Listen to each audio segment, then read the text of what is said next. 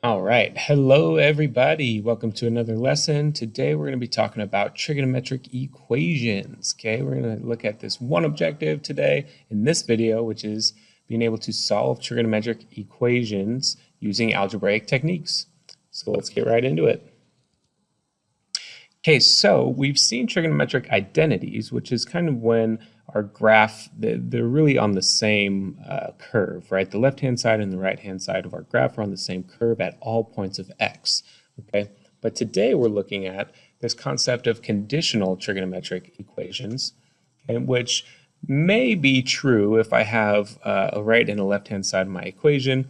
Those two may be equal at certain x values, but not necessarily all x values, okay?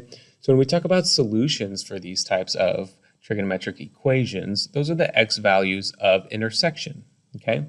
So this graph that I have here as an example, okay, we've got the sine of x is equal to 1/2, okay? Well, we can take a look at the left-hand side and say, okay, that's going to be y1, and y2, the right-hand side, is going to be y equals 1/2.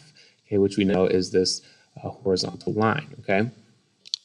Let's go back, okay? So my red is my sine, and my blue is my 1/2, my horizontal line. Okay? And we know that these have intersection points, and we can kind of verify this on a unit circle, but we can also do it graphically. Okay, we've got intersection points here at pi over 6, and 5 pi over 6 as well.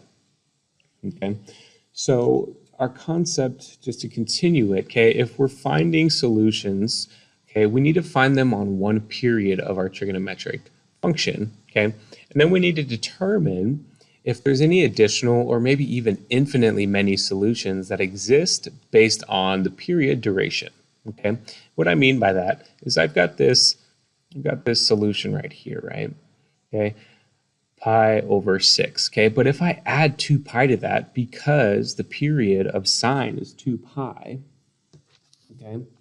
Period of sine is 2 pi, so I've got x is equal to pi over 6, okay? But our period is 2 pi. Okay, so if I add 2 pi to that, well, then I just end up right here, right? I end up at this point right here, which is 13 pi over 6. Okay, so I added 2 pi to that, right? And any multiple of 2 pi, right, as long as it's an integer, okay, if I multiply by this integer n, okay, then I'm going to end up again on an intersection point between sine of x and a negative or 1/2, okay? And same thing here with my 5 pi over 6. If x is equal to 5 pi over 6, okay, if I add 2 pi to that, let's say this is plus 2 pi, okay, I end up at this intersection point here at 17 pi over 6. Okay, and again, any multiple of this, okay, as long as n is an integer, okay, n must be an integer, all right, then this is going to remain true. This is going to be a solution for this particular conditional equation, okay? So that's kind of the concept that we're working on. Let's take a look at a few examples. We've got 4 examples to get through today. So example number 1, we're given 4 sine of x is equal to 2 sine of x plus the square root of 2. Okay, so the technique we're going to use here is going to be to isolate all of our trigonometric expressions on one side. Okay, and we're going to see if we can simplify that to just be, say, sine equals something. Okay, so in order for me to do that, I'm going to subtract 2 sine of x from both sides, minus 2 sine of x. Okay, and so 4 sine of x minus 2 sine of x, that's going to give me 2 sine of x on the left-hand side and a positive root 2 on the right-hand side.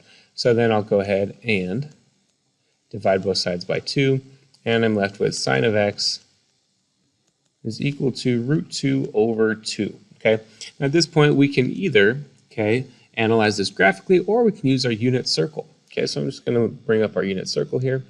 Okay, what angles x, okay, give us a sine value or a y value on our unit circle of root 2 over 2?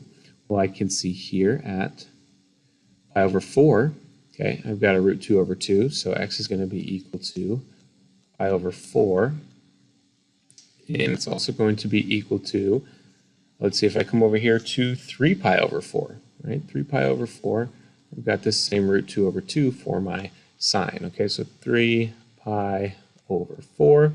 Okay, but again, think about the period here. I've got this period of 2 pi, right? My period is 2 pi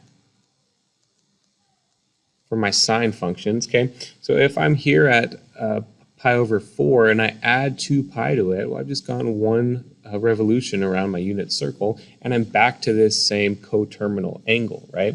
Okay, so I can add 2n pi to either of these, okay, as long as I specify that n is an integer, okay, n is an integer, then I can add 2n pi to either of these and I end up at these same coterminal angles, and these would be my x values, my solutions here, okay? Okay, let's take a look at another example then. Okay, for us to solve, okay, that's kind of the prompt on these ones. We're asked to solve 3 tangent squared of x minus 4 is equal to negative 3. Okay, so earlier the degree of our trigonometric function was just 1, but now we have a degree of 2, so we need to take the square root of each side when we have a larger degree like 2 here. Okay, so what we're going to do, we're going to add 4 to each side, and that leaves me with 3 tangent squared x is equal to positive 1, and we'll divide by 3. Divide by 3, that gives me tangent squared x is equal to 1/3. Okay, so now we're going to do this. We're going to take the square root, okay, of each side, here and here. And when I do that, remember we have to have our plus or minus here, right? Got to have that plus or minus. So our squared and our square root are going to cancel out. So I'm left with just tangent of x on the left-hand side, and I'm left with plus or minus when I go ahead and rationalize this, okay, because this is the same thing as 1 over root 3, right? So I rationalize that. That's going to be plus or minus root 3 over 3, okay? So where do I have a tangent that's plus or minus root 3 over 3? Let's take a look here. Tangent on my unit circle, tangent is y over x, right, for my unit circle. So if I pull my unit circle back up, so go ahead and erase these guys. Okay, where do we have a y over x ratio that gives me root 3 over 3? Well, if I take a look here at, say, pi over 6, okay, pi over 6, my y is 1/2, and my x is going to be root 3 over 2, okay? Well, that's the same thing as 1/2 times 2 over root 3, right? 2 over root 3, okay? So when I go ahead and rationalize that, I'm going to get the same root 3 over 3, okay? But I've got this plus or minus, right? So I can also have a look at, say, 5 pi over 6. 5 pi over 6 would give me a negative root 3 over 3, okay? So this is at x equals pi over 6, and then at x equals 5 pi over 6. That's going to give me negative root 3 over 3, right?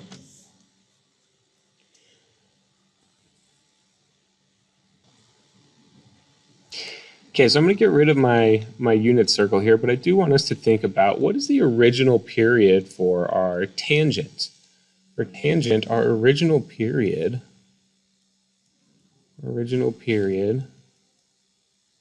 was negative pi over 2 to pi over 2, right?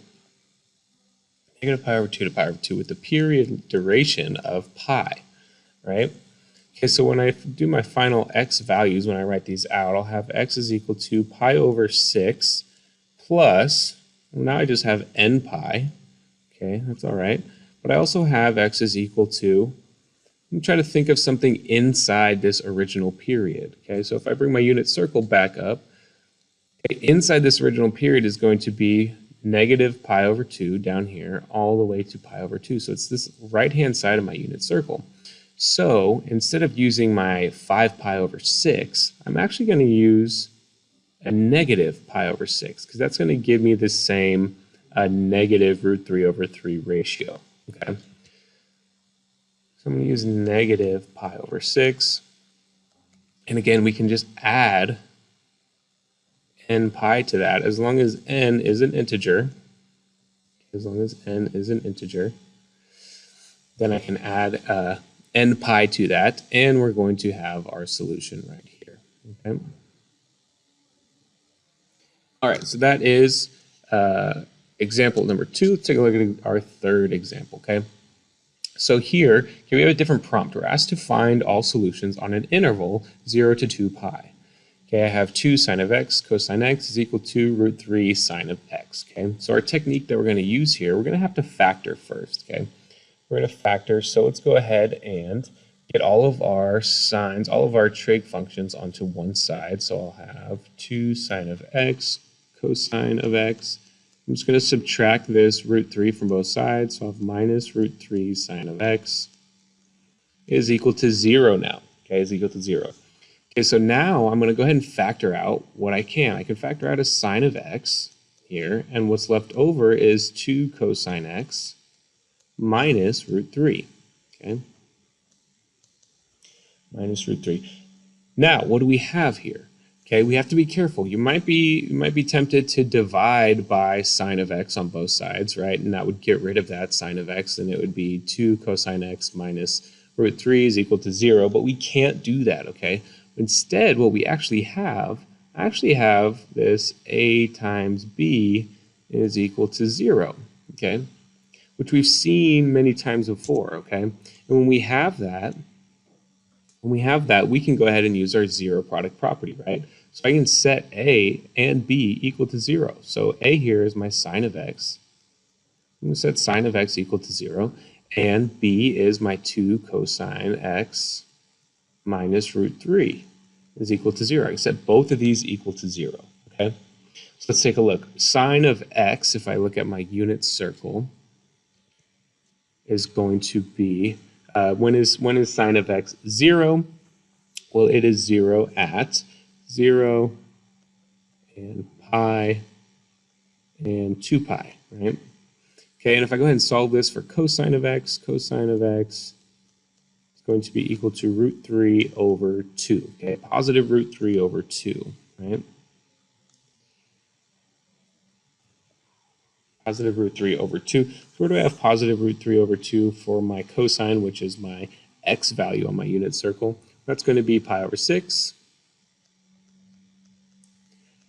and 11 pi over 6, right? 11 pi over 6, okay? So my final solution here, okay, keep in mind, my interval, if I get rid of my unit circle again, my interval is this 0 to 2 pi, okay? And I'm not including 2 pi on that, right? I've got an open interval at 2 pi.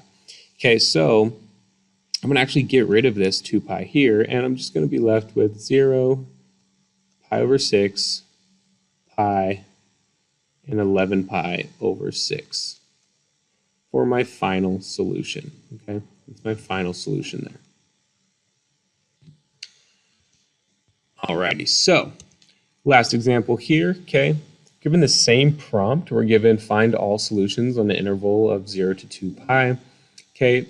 But first, this looks a little bit different, right? It's a little bit different, so we're going to use our substitution method, okay? We're going to say, we've done this before, we're going to say u is equal to, say, the sine of x. So now I can rewrite my equation as 2u squared plus u minus 1 is equal to 0, okay? And this is going to go ahead and factor into 2u minus 1 times u plus 1 is equal to 0, okay? So at this point, I can say 2u minus 1 equals 0 and u plus 1 equals 0, okay?